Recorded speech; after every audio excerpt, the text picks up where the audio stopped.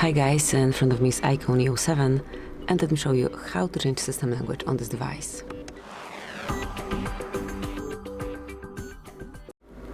So at first open the settings, then find and select System Management and Upgrade. Here go to Language